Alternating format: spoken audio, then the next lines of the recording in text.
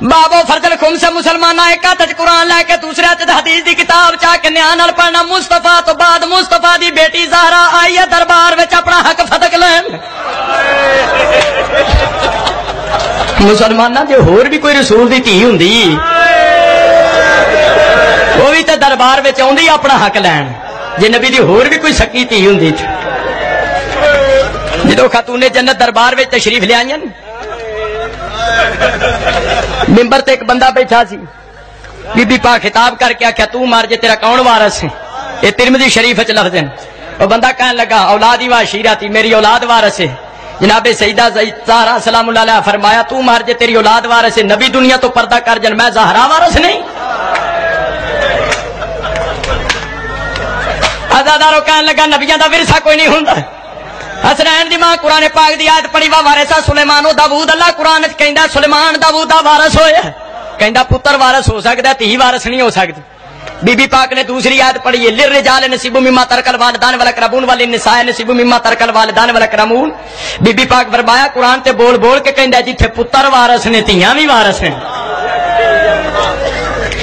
جڑے سید بیٹھے ہو میں سیداں دا نوکر ہاں معافی مانگ کے جملہ عرض کرنا اور سیدو ایک روایت مطابق تہاڈی دادی نے 5 آیتاں دوسری روایت مطابق 14 آیتاں دربار وچ اپنے حق تے پڑھیاں ایک ملون بول کے کہندا زہرا اج پاویں سارا قرآن ہی پڑھ جا اسی دینی کوئی شے نہیں مصطفیٰ دی بیٹی روندی دربار چوں واپس آئی ہے واپس کتھے آئی ہے جتھے جناب زینب سلام اللہ علیہ موجود سن جناب زینب فرمایا اماں پریشان ہون دی لوڑ نہیں کہ فدق تیری جُتی تو باہر ہے بکات بکان شدیدن بی بی ٹھائی مار کے رونی رو کے فرمایا زینب میں فدق نو نہیں روندی 3 گھنٹے دربار وچ کھڑی رہی ہاں مسلمان فدق نہ دیں دے نہ سے کوئی کہندا محمد دی تھی تھوڑی دیر بیٹھی جا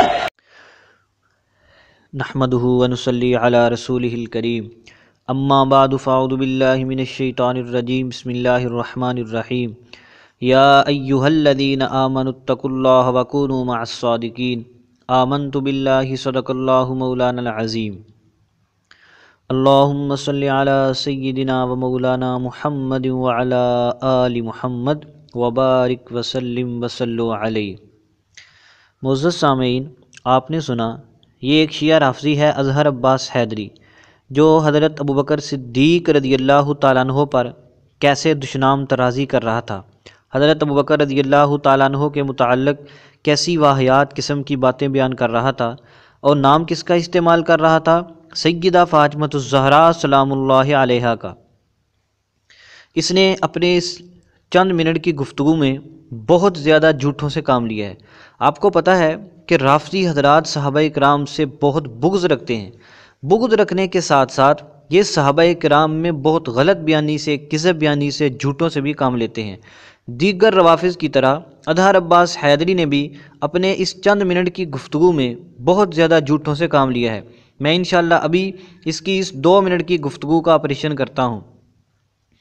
اظہر عباس حیدری نے پہلی بات یہ کہی ہے کہ حضرت فاطمۃ الزہرا رضی اللہ تعالیٰ نے اپنا حق کے فدق لینے کے لیے، اس کا یہ بدترین جھوٹ ہے۔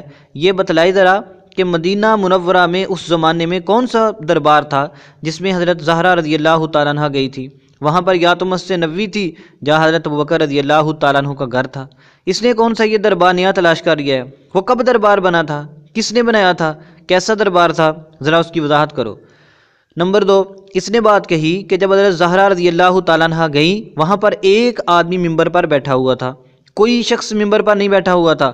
حضرت ابوبکر رضی اللہ تعالیٰ عنہ قطعاً ممبر پر نہیں بیٹھے تھے۔ یہ اس نے بات کو بڑھانے کے لیے، اس کردار کو گنونا کرنے کے لیے، گنونا کر کے پیش کرنے کے لیے ایسی اپنی طرف سے یہ اوٹ پٹانگ قسم کی باتیں ساتھ ملاتے ہیں، کیونکہ آگے اس نے یہ ثابت کرنا تھا کہ وہ بندہ ممبر پہ بیٹھا رہا اور حضرت زہرا رضی اللہ تعالیٰ عنہ کھڑی کھڑی باتیں کرتی رہی تاکہ سننے والوں کے دلوں میں صحابہ اکرام کی خوب نفرت پیدا ہو جائے۔ اس کے بعد اس نے یہ بات کہی ہے کہ حضرت فاطمہ نے کہا کہ قرآن کہتا ہے کہ جہاں پر بیٹے وارث ہوتے ہیں وہاں پر بیٹیاں بھی وارث ہوتی ہیں، تو اس آدمی نے کہا کہ بیٹے وارث ہوتے ہیں، بیٹی وارث نہیں ہوتی۔ حالانکہ حضرت ابوبکر صدیق رضی اللہ تعالیٰ عنہ نے ایسی کوئی بات نہیں کہی کہ نبی کا وارث بیٹا ہوتا ہے، بیٹی نہیں ہوتی۔ یہ اس نے حضرت ابوبکر صدیق رضی اللہ تعالیٰ عنہ پر بدترین جھوٹ باندھا ہے۔ اس کے بعد اس نے یہ بات کہی ہے کہ حضرت فاطمہ نے 4 آیتیں پیش کی ہیں یا 14 آیتیں پیش کی ہیں، یہ بالکل جھوٹ ہے۔ کسی معتبر روایت سے یہ بات ثابت نہیں ہے کہ حضرت زہرا رضی اللہ تعالیٰ عنہ نے 4 آیتیں پیش کی ہوں یا 14 آیتیں پیش کی ہوں۔ پھر اس نے آگے ایک اور بہت بڑا بہتان لگایا، کہتا ہے وہاں ایک ملعون بیٹھا ہوا تھا، اس نے کہا اے فاطمہ آج تو سارا قرآن ہی کیوں نہ پڑھ جائے، ہم تجھے کچھ نہیں دیں گے۔ پہلی بات تو یہ ہے کہ اس نے صحابی رسول رضی اللہ تعالیٰ عنہ کے لیے ملعون کا لفظ استعمال کیا ہے، یہ اس کی بدبختی ہے۔ یاد رکھو معزز سامعین، یہ جو رافzi حضرات ہیں یہ گٹر سے بھی زیادہ بدتر ہیں۔ جیسے اس کے اندر سے ہمیشہ گندگی نکلتی ہے، ان کے منہ سے بھی صحابہ کرام کے بارے میں ایسے گندگی ہی نکلتی ہے۔ ملعون وہ نہیں، وہ تو رضی اللہ تعالیٰ عنہم ورضوا عنہ کا مصداق تھے۔ ملعون تو اور تیری 7 پشتیں ہیں، یہ لعنت انشاءاللہ تیری 7 پشتوں تک جائے گی اگر انہوں نے توبہ نہ کی، اگر انہوں نے اپنے دلوں میں صحابہ اکرام کی محبت پیدا نہ کی۔ پھر کیا کہتا ہے، ملعون نے کہا کہ تو سارا قرآن پڑھ جائے، یہ اس کا جھوٹ ہے۔ اگر اس نے اپنی ماں کا دودھ پیا ہے تو ایک معتبر روایت ثابت کر دے جس میں کسی صحابی نے یہ کہا ہو کہ اے فاطمہ پورا قرآن پڑھ جا، ہم تجھے دیں گے کچھ نہیں۔ پھر اس نے اس کے بعد یہ بات کہی ہے کہ حضرت فاطمہ حضرت زینب کے پاس گئیں اور جا کر یہ بات سنائی۔ حضرت زینب نے کہا کہ باغ فدق کی کیا حیثیت ہے آپ کے آگے؟ تو زہرا نے کہا باغ فدق نہیں دینا تو نہ دیتے، 3 گھنٹے میں دربار میں کھڑی رہی، مجھے کسی نے نہیں کہا کہ تم محمد کی بیٹی ہے بیٹھ جا۔ معزز سامعین آپ اندازہ کریں کہ یہ لوگ صحابہ کرام کی نفرت پیدا کرنے کے لیے لوگوں کے دلوں میں کیسے کیسے الفاظ بناتے ہیں اور کیسی کیسی کہانیاں جوڑتے ہیں کہ 3 گھنٹے کھڑی رہی، کسی نے بیٹھنے کا نہیں کہا۔ اب جب عام بندہ سنے گا اس کے دل میں کتنا زیادہ بغض و نفرت آئے گی صحابہ کرام کے بارے میں کہ یار عجیب لوگ تھے کہ حضور پاک صلی اللہ علیہ وسلم کی بیٹی کو کسی نے بیٹھنے کا نہیں کہا۔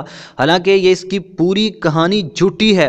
ایک معتبر روایت بھی نہ تو اظہر عباس حیدری نہ کوئی اور رافzi پیش کر سکتا ہے کہ حضرت فاطمہ 3 گھنٹے کھڑی رہی ہوں اور کسی نے آپ کو بیٹھنے کے لیے نہ کہا ہو۔ پھر اس نے ایک اور جھوٹ بولا ہے، کیا کہتا ہے کہ حضرت فاطمہ رضی اللہ تعالیٰ عنہ روتی ہوئی وہاں سے آئیں۔ غلط بات ہے یہ بالکل، قطعاً سیدہ زہرا رضی اللہ تعالیٰ عنہ روتی ہوئی وہاں سے نہیں آئیں، یہ بھی اس نے جھوٹ بولا ہے۔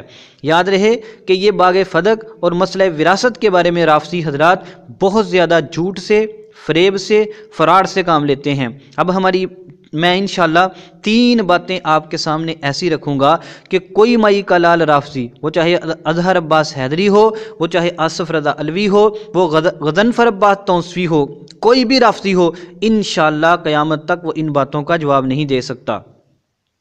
ان میں سے پہلی بات یہ ہے کہ جب حضرت علی رضی اللہ تعالیٰ عنہ خلیفہ بنے، 4تھے نمبر پر جب آپ کے ہاتھ میں خلافت کی زمام آئی تو کیا حضرت علی رضی اللہ تعالیٰ عنہ نے حضرت حسن و حسین کو بلایا اور ان سے فرمایا کہ یہ لو حسن اور حسین اپنا حق، یہ باغ فدق لے لو، یہ پہلے 3 خلفاء نے قبضہ کیا ہوا تھا غاصبانہ، آج میں تمہیں تمہارا حق دلا رہا ہوں۔ ایک روایت بھی یہ ایسی ثابت نہیں کر سکتے، قیامت تک بھی نہیں ثابت کر سکتے، بلکہ حضرت علی رضی اللہ تعالیٰ عنہ نے باغ فدق وغیرہ دوسری چیزوں کو اسی طرح برقرار رکھا تھا جیسے وہ حضرت ابوبکر عمر عثمان کے دور میں تھیں۔ اور یہ اس بات کی واضح دلیل ہے کہ حضرت علی رضی اللہ تعالیٰ عنہ بھی حضرت ابوبکر عمر اور عثمان کے فیصلے کو درست سمجھتے تھے، اس لیے آپ نے اس فیصلے میں کسی طرح کی کوئی تبدیلی نہیں کی۔ اس لیے میں ان سے کہتا ہوں اگر تم میں جرت ہے تو جس طرح تم نے حضرت ابوبکر عمر عثمان پر بہتان لگایا تھا، جس طرح تم ان کے خلاف ظالم غاصب کے فتوے لگاتے ہو، ذرا حضرت علی پر بھی فتویٰ لگاؤ تاکہ تمہارا پتہ چلے تمہارے اندر کتنی غیرت ہے۔ کیونکہ اگر انہوں نے نہیں دیا تھا حق تو حق تو حضرت علی نے بھی نہیں دیا۔ حالانکہ یہ حق غصب کرنے والی بات نہیں ہے، وہ تو انہوں نے نبی پاک صلی اللہ علیہ وسلم کی صریح حدیث کے مطابق فیصلہ کیا تھا، کسی طرح کا کوئی حق غصب نہیں کیا تھا۔ نمبر 1 حضرت علی والی بات۔ نمبر 2 حضرت زید بن علی بن حسین بن علی رضی اللہ تعالیٰ عنہ، یہ حضرت امام حسین رضی اللہ تعالیٰ عنہ کے پوتے ہیں، حضرت امام زین العابدین امام سجاد کے بیٹے ہیں۔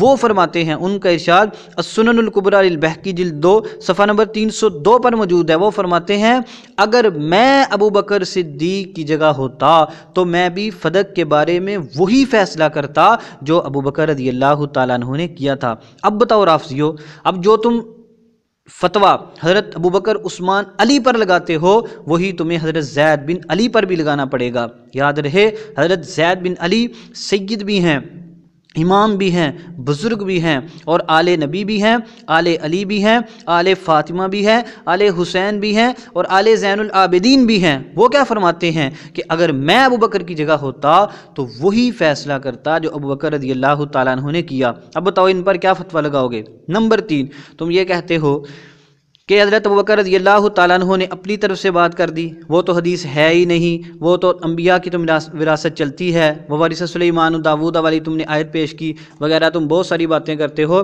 یاد رہے مجھے یوں لگتا ہے کہ تم نے اپنی کتابیں بھی صحیح طریقے سے نہیں پڑھی۔ تمہاری کتاب ہے اصول کافی، اس کی جلد نمبر 1، اس کا صفحہ نمبر ہے 34، وہاں پر ایک روایت موجود ہے۔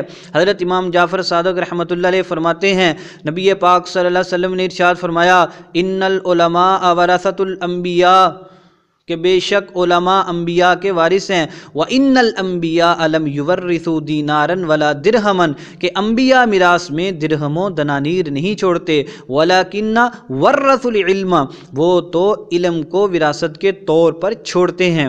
تو جو بات حضرت ابوبکر رضی اللہ تعالیٰ عنہ نے کہی تھی وہی حضرت امام جعفر صادق بھی فرما رہے ہیں، اور یہ تمہاری معتبر روایت ہے، اصول کافی میں لکھی ہوئی ہے، اور اس روایت کی سند بھی شیعہ اصولوں کے مطابق بالکل صحیح ہے۔ اس وجہ سے کیا پتہ چلا کہ انبیاء کی میراث میں درہم و دنانیر نہیں ہوتے، بلکہ انبیاء کی میراث علم ہوتا ہے۔ اب یہ 3 باتیں ہیں، ان تینوں باتوں کا جواب تم نے دینا تمہارے اوپر ضروری ہے۔ نمبر 1 حضرت علی کا فیصلہ، نمبر 2 حضرت زید کا ارشاد، نمبر 3 حضرت امام جعفر صادق رحمۃ اللہ علیہ والی روایت۔ اب بطور فقی کے اور بات بھی سن لو ذرا تاکہ تمہاری طبیعت ٹھیک رہے۔ شیعہ کی 4 بڑی معتبر کتابیں، چاروں میں لکھا ہوا ہے، فروع کافی، الاستبصار، من لا يحضره الفقی، الاحتجاج طبرسی، ان ساری کتابوں میں لکھا ہوا ہے کہ اگر باپ میراث میں زمین چھوڑ جائے تو اس کی بیٹی کو زمین کی میراث میں سے کچھ بھی حصہ نہیں ملتا۔ تو تمہاری کتابوں کے مطابق، تمہارے اصولوں کے مطابق حضرت علی ابوبکر رضی اللہ تعالیٰ عنہ پر اعتراض بنتا ہی نہیں ہے۔ کیوں کہ انہوں نے یہ فیصلہ جو کیا ہے وہ تمہاری کتابوں، تمہارے اصولوں کے بالکل مطابق کیا ہے، تمہیں تو اعتراض کرنا ہی نہیں چاہیے، کیونکہ تمہارے ہاں تو بیٹی زمین میں وارث بنتی نہیں ہے، اس لیے تم کیوں اعتراض کرتے ہو؟ اعتراض کر کے اپنی آخرت خراب کرتے ہو، ہمارا کچھ نہیں بگاڑتے۔ جو 3 باتیں میں نے عرض کی ہیں اور بطور فائدہ کے 4تھی بات عرض کی ہے، تم نے اس کا جواب ضرور دینا ہے، ورنہ کل قیامت کے دن اللہ کی پکڑ کے لیے تیار ہو جاؤ۔ حضرت ابوبکر رضی اللہ تعالیٰ عنہ اور دیگر صحابہ کے بارے میں تبرہ بازی کرتے ہو، دشنام ترازی کرتے ہو، لوگوں کے دلوں میں شکوک و شبہات پیدا کرتے ہو چند پیسوں کے لیے۔ پیسے ختم ہو جائیں گے، زندگی ختم ہو جائے گی، لیکن موت کے بعد کی زندگی بڑی لمبی ہے، اس میں تمہیں ایک ایک بول کا جواب دینا پڑے گا۔ تمہاری خیر اسی میں ہے، آج ہی توبہ کر لو، صحابہ کرام کی محبت عظمت دلوں کے اندر بٹھا لو۔ اللہ تبارک و تعالی ہم سب کو صحابہ کرام سے عقیدت رکھنے کی اور ان تمام دشنام تراد لوگوں کو ہدایت نصیب فرمائے۔ وما علینا الا البلاغ المبین۔